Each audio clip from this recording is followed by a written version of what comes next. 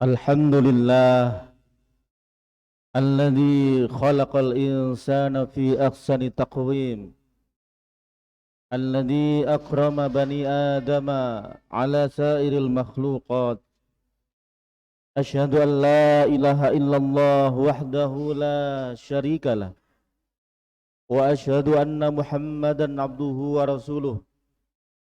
Allahumma salli wa sallim wa barik ala muhammadin wa ala alihi wa sahbihi ajma'in. Usikum wa nafsi bitaqwallah kama qala ta'ala fil Qur'anil Karim. A'udzu billahi minasy syaithanir rajim. Ya ayyuhalladzina amanu taqullaha haqqa tuqatih wa la tamutunna illa wa antum muslimun. Shadaqallahul azim.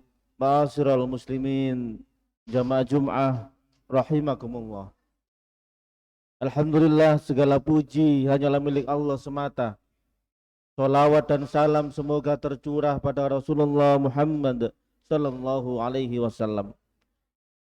Iman dan takwa senantiasa khatib menasihati dirinya pribadi dan kepada saudaraku sekalian jamaah Jum'ah rahimakumullah agar senantiasa meningkat dari waktu ke waktu. Seiring pada bulan ini 28 Muharram, artinya kita masih berada di 4 bulan yang dimuliakan oleh Allah Subhanahu wa taala. Di mana di antara 12 bulan itu ada 4 bulan arba'atun hurum. Yang 3 bulan itu berdempetan, yang 1 terpisah. Yang berdempetan yaitu Dzulqa'dah, Dzulhijjah, Muharram, dan yang satunya Rajab. Maka dalam sebuah hadis riwayat Imam Muslim, seharusnya kita berhati-hati untuk berbuat, melakukan tindakan di 4 bulan yang mulia tersebut. Karena barang siapa yang melakukan kebaikan, maka pahalanya akan dilipat gandakan oleh Allah Subhanahu wa taala. Begitu juga sebaliknya, ikhwatal iman, jamaah Jum'ah rahimakumullah. Barang siapa yang melakukan keburukan di 4 bulan tersebut, maka Allah juga melipat gandakan siksa dan azabnya. Naudzubillah summa naudzubillah, kita minta perlindungan kepada Allah Subhanahu wa taala agar terhindar dari segala macam kemaksiatan yang merusak iman kita sekalian. Ikhwatal iman, saudaraku sekalian, jamaah Jum'ah rahimakumullah. Pada khutbah siang hari ini khatib menasihati seiring dengan tema yaitu sihir yang tersingkir. Ikhwatal iman, dewasa ini memang sihir, apapun namanya, orang mengatakan itu kena santet, pelakunya ada yang mengatakan dukun, paranormal, orang pintar, ataupun siapa orang yang menyebutnya. Maka pada hakikatnya kita selaku orang yang beriman kepada Allah, ketika salah satu daripada ciri orang yang bertakwa, hudal lil muttaqin alladzina yu'minuna bil ghaibi, orang-orang yang beriman kepada barang-barang gaib, termasuk ciptaan Allah Subhanahu wa taala yang gaib, termasuk malaikat, termasuk ciptaan Allah yang berupa jin, yang mana jin ini punya potensi untuk sebagai jalan menyesatkan kita. Ikhwatal iman, saudaraku sekalian jamaah Jum'ah rahimakumullah. Sihir, ulama mengartikan sebagai perbuatan yang mana dengan perbuatan itu minta tolong kepada jin dengan harapan jin bisa membantu menyelesaikan solusi daripada problematika yang dihadapinya. Memang Pak hadirin jamaah sekalian rahimakumullah, dalam kehidupan kita Allah senantiasa menguji iman seorang hamba. Kemurnian iman itu akan Allah ketahui, akan Allah dapati pada hambanya ketika dia sudah lolos ujian tersebut. Makanya ketika kita dapat ujian dari Allah Subhanahu wa taala, pertama yang kita lakukan seharusnya kita mohon pertolongan hanya kepada Allah, bukan kepada yang lainnya.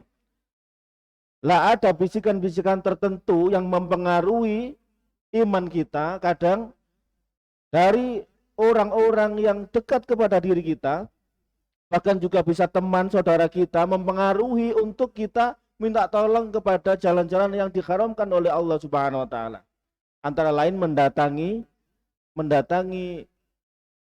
paranormal, mendatangi dukun, bahkan mendatangi orang-orang yang pengobatan-pengobatan yang dikatakan syar'i sesuai dengan Allah dan Rasulnya, padahal belum tentu syar'i.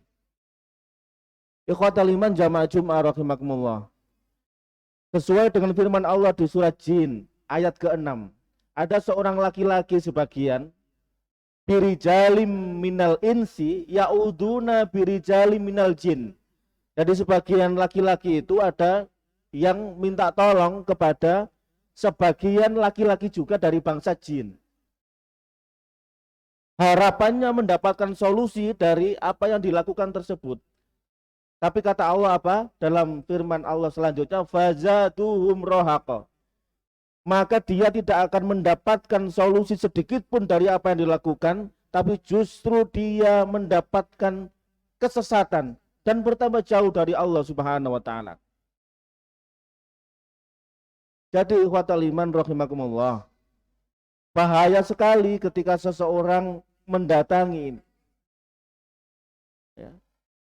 Manja'a rohin, barang siapa yang datang kepada peramal, ya kepingin tahu dia apa yang terjadi pada diriku, bagaimana masa depanku, kemudian ternyata dia mempercayai apa yang diucapkan peramal itu, apa yang diucapkan dukun, yang diucapkan orang pinter, orang menyebutnya, percaya saja, maka baginya lam tuqbal sholatuhu arba'ina lailatan, tidak akan diterima sholatnya selama 40 hari.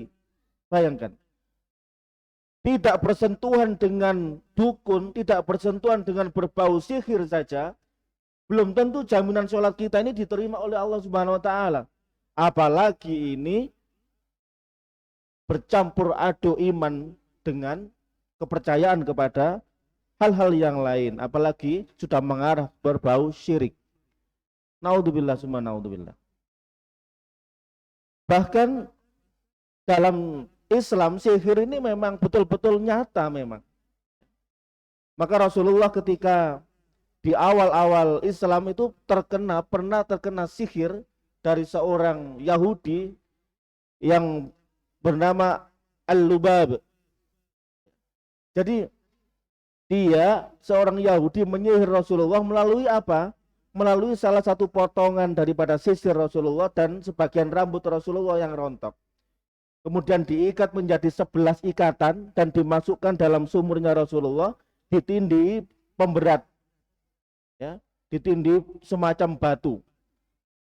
Maka Rasulullah yang terjadi apa pada dirinya? Demam tinggi dan sakit tanpa sebab tertentu. Kalau zaman sekarang diperiksa medis, diperiksa tidak kelihatan. Beberapa dokter, beberapa rumah sakit didatangi untuk mengobservasi, ternyata tidak tahu ini sakit apa.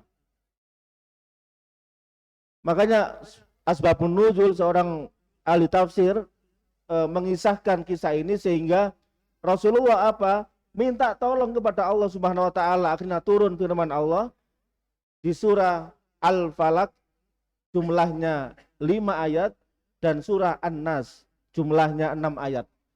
Ketika dibacakan a'udzubillahi minasyaitonir rajim, qul a'udzu birabbil falaq min syarri ma khalaq, dari setiap kejelekan makhluk yang engkau ciptakan, termasuk jin ini yang merayu manusia untuk seakan-akan bisa memecahkan solusi atau bisa membantu dirinya. Akhirnya 11 ikatan dari orang Yahudi yang menyihir Rasulullah itu terlepas satu persatu seiring dengan dibacakannya Al-Falaq dan An-Nas, sehingga Rasulullah berangsur pulih dan sembuh seperti sedia kala. Ikhwatal iman jamaah Jum'ah rahimakumullah. Ini pentingnya kita sebagai orang yang beriman benar-benar agar ada efek luar biasa terhadap apa yang kita lakukan. Jangan sampai kita mengucapkan iyyaka na'budu wa iyyaka nasta'in minimal 17 kali dalam tiap rakaat sholat kita sehari semalam. Tapi kita nggak tahu esensinya membaca hanya kepadamu ya Allah aku menyembah. Dan hanya kepadamu ya Allah nasta'in kami minta pertolongan. Bukan kepada yang lain. Bukan kepada yang lain. Oleh karenanya ketika ada sebuah hadis, syaitan atau jin-jin kafir itu bisa mengikuti seseorang mulai memasuki rumah atau keluar rumah tanpa menyebut nama Allah Subhanahu wa taala. Minimal masuk rumah, masuk kantor, masuk tempat-tempat yang biasa kita singgahi. Assalamualaikum warahmatullahi wabarakatuh. Ya. Kemudian sesuai dengan di surah Al-Kahfi seperti ini biasanya kita mengamalkan. Di surah Al-Kahfi itu ada ya, la quwwata illa billah. Jadi masya Allah la haula wa la quwwata illa billah. Bismillahi masya Allah la quwwata illa billah. Itu kisah Ashabul Kahfi ketika memasuki kebunnya. Tanda juga minta perlindungan kepada Allah dan bersyukur atas nikmat yang Allah berikan kepada dirinya. Ya, bahkan ketika dalam sebuah hadis riwayat Imam Muslim, ketika seorang lupa masuk rumah, ya kemudian lupa membaca menyebut nama Allah, baik salam ataupun bismillah, minimal nama Allah disebut, maka ketika dia makan, maka tangannya itu diiringi dengan tangan syaitan.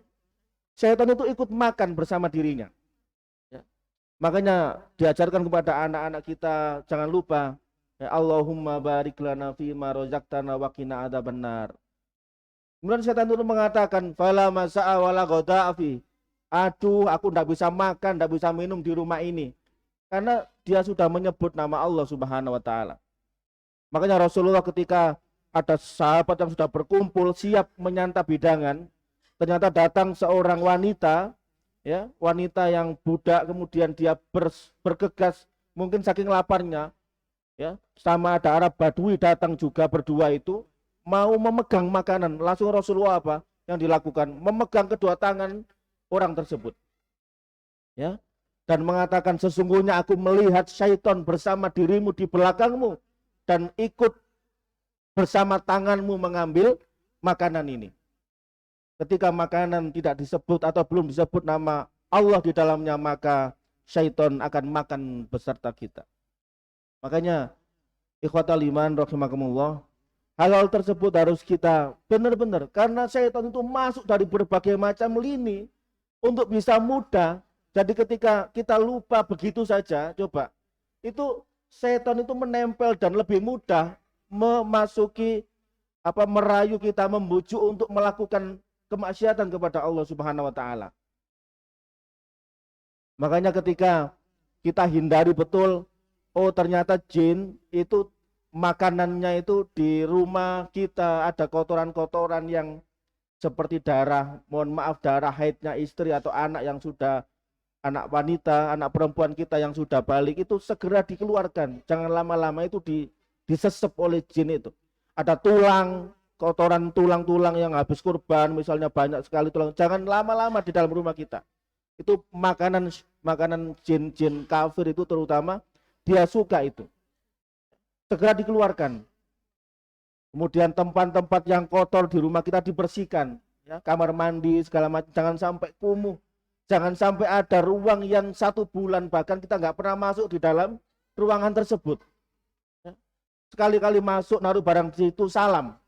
Assalamualaikum warahmatullahi wabarakatuh. Mengusir hal-hal jahat, hal-hal negatif termasuk jin-jin yang bersarang dalam rumah kita. Itu yang menyebabkan, makanya ketika Rasulullah ketika ada seorang ustadz dalam sebuah kajian, ya, dalam sebuah kajian yang besar turut bahas tentang hal beginian, ada seorang mustami yang langsung mengacungkan tangannya dan bertanya, wahai ustadz, dalam dompet saya itu dari dulu ada bungkusan putih dari orang pintar yang saya dikasih agar saya bisa kebal terhadap benda tajam. Adapun di luaran sana misalkan pakai silet kertas kemudian di ini ya, kemudian ketika dicoba di salah satu muridnya ternyata silet itu dibalik, silet yang tumpul atau sudah dikasih solasi yang bening, kemudian nggak bisa melukai lidahnya, itu murni bukan sihir dari jin ini, tapi murni kecepatan tangan ataupun penipuan. Tapi ini yang saya bahas memang murni benar-benar ada. Jadi ketika zaman Nabi Sulaiman alaihissalam, nabi-nabi dan rasul itu memang benar ada. Ketika nabi dan rasul itu begitu, ya namanya mukjizat. Ya. Tidak bisa diulang, tidak bisa dipertontonkan, itu mukjizat kepada nabi dan rasul. Ya. Kemudian tidak bisa diulang, tidak bisa dipertontonkan juga kepada orang-orang ulama, orang-orang yang alim, orang-orang yang dekat kepada Allah. Itu namanya karomah atau namanya ma'unah, pertolongan dari Allah Subhanahu wa taala. Dan yang ketiga, ini masuk kategori bisa dipertontonkan, bisa diperjualbelikan, bahkan bisa diulang. Itu namanya istidraj. Itu dukun, tukang santet, paranormal dan lain sebagainya tadi. Maka dari itu kita harus bisa memahami ini. Ketika tongkatnya Nabi Musa alaihissalam seakan-akan mungkin sekarang ketemu ya tidak bisa dibuat mukul lautan terbelah lagi karena ya itu mukjizat. Beda dengan jin-jin kafir yang mencoba untuk menyesatkan manusia. Oleh karena di sebuah kajian itu orang laki-laki bertanya, ini bagaimana Ustadz? Ustadz yang menjawab, la haula wala quwata illa billah. Coba sekarang sudah pasrahkan kepada Allah Subhanahu wa taala, buka. Tidak boleh dibuka ini wahai Ustadz sama dukunnya, sama paranormalnya. Nanti akan terjadi sesuatu pada diri saya. Bismillah, kita itu manusia ahsani takwim, sebaik-baik ciptaan Allah Subhanahu wa taala daripada yang lainnya. Jadi yang lainnya itu lemah, kita itu kuat karena ada Allah Subhanahu wa taala. Sebaik-baik bentuk dan ciptaan itu manusia daripada yang lainnya. Makanya ketika sudah langsung dibuka aja. La haula wala quwata illa billahil aliyyil azim. Dibuka di forum kajian itu, apa ternyata isinya? Kain putih kecil, ada bungkusan lagi kain putih. Dibuka lagi sampai ada bungkusan lapis ketiga. Lapis terakhir dibuka, ternyata isinya apa? Kotoran sapi. Dan kita mengetahui dalam sebuah hadis, kotoran sapi itu termasuk makanan daripada jin. Oleh karenanya hadirin jamaah sekalian rahimakumullah, hal-hal tersebut ya merupakan penyesatan yang luar biasa, berdampak negatif pada akidah dan iman kita kepada Allah Subhanahu wa taala, dan bahaya sekali. Dan kita berdoa kepada Allah Subhanahu wa taala semoga Allah hindarkan kita dari hal-hal demikian, itu yang menyangkut tentang sihir. Aku qouli hadza wa astaghfir innahu huwal ghafurur rahim.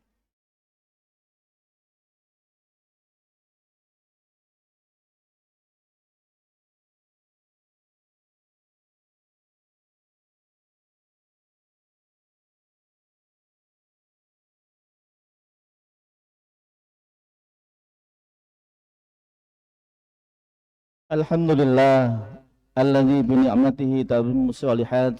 Asyhadu an la ilaha illallah wahdahu la syarikalah wa asyhadu anna Muhammadan abduhu wa rasuluh. Allahumma shalli wa sallim wa barik ala Muhammadin wa ala alihi wa sahbihi ajmain. Ikhwatal iman, dalam khutbah yang kedua ini khatib menjelaskan sesungguhnya sihir itu ada semenjak Nabi Sulaiman alaihissalam. Firman Allah di Al-Baqarah 102. A'udzubillahi minasyaitonir rajim. Wattaba'u ma tatlu syayatinu ala mulki Sulaiman wa ma kafara Sulaiman walakinna syayatina kafaru yu'allimuna an-nasa sihr. Jadi orang-orang Yahudi itu menuduh Sulaiman itu punya sihir karena bisa menundukkan angin, kemudian bisa berbicara kepada binatang, ya, bahkan sebagian jin juga tunduk kepada Sulaiman. Maka Allah menjawab, wa maka kafara Sulaimanu, bukanlah Sulaiman itu kufur terhadap Tuhannya, walakinna syayatina kafaru yu'allimuna an-nasa sihr, tetapi syaitanlah yang kafir yang mengajarkan kepada manusia tentang yu'allimuna nasa sihr, tentang sihir. Makanya ketika itu diturunkanlah malaikat, anzalna malakaini bi Babila Harut wa Marut.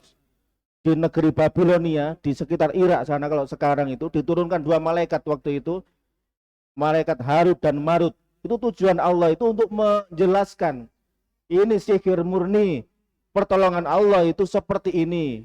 Kalau kita ada masalah kehidupan, minta kepada Allah Subhanahu wa taala untuk solusinya. Kalau kita diuji oleh Allah, Allah sudah berfirman, ya ayyuhalladzina amanu ista'inu bis-sabri was-shalah. Minta tolong melalui sabar dan sholat. Sholatnya ditemani lagi. Nek bingung dari mana kita memulai memperbaiki diri kita, mulailah dari memperbaiki kualitas sholat kita. Ketika kita diuji oleh rezeki yang seret, ada firman Allah, liyunfik du sa'atim min sa'ati wa man qudira alaihi rizqu falyunfik. Barang siapa yang Allah uji dirinya kepada hamba tersebut, menyempitkan sebagian rizkinya, falyunfik, maka berinfaklah mimma atahuwa, dari apa-apa yang Allah karuniakan kepada dirinya. Tidak harus finansial, tapi apa yang kita bisa bantu kepada sesama. Dengan begitu Allah akan menolong. Sudah ada rumusnya. Ketika sakit, boleh yang mubah kita lakukan. Datang ke tabib, datang ke herbal, datang ke rumah sakit, ke dokter. Ya, dengan begitu kita bisa berikhtiar untuk menyembuh, untuk sembuh dari penyakit kita. Ada begitu memang. Jadi seperti Rasulullah didatangi orang ketika sakit, ya Rasul, punggung saya ini sakit, bagaimana cara menyembuhkannya? Pegang dirimu yang sakit, kemudian ucapkan bismillah 3 kali, bismillah, bismillah, bismillah, kemudian lanjutkan 7 kali, a'udzubillahi wa qudratihi min syarri ma ajidu wa ukhadiru. Ini sering saya lakukan ketika sakit kepala, kemudian perut, ya, punggung saya sakit, kaki, itu berangsur sembuh. Karena memang Rasulullah mengajarkan seperti itu. Nah, semoga kita bisa memberikan asupan terhadap iman kita, terhadap ujian Allah itu hanya mengharap ridha Allah semata dan mengharap pertolongan dari Allah Subhanahu wa taala. Semoga dengan begitu iman kita, akidah kita selamat dan terjaga, sehingga pertolongan Allah kepada setiap solusi dari problematika kehidupan kita. Kita akhiri dengan berdoa kepada Allah, semoga Allah kabulkan doa-doa kita.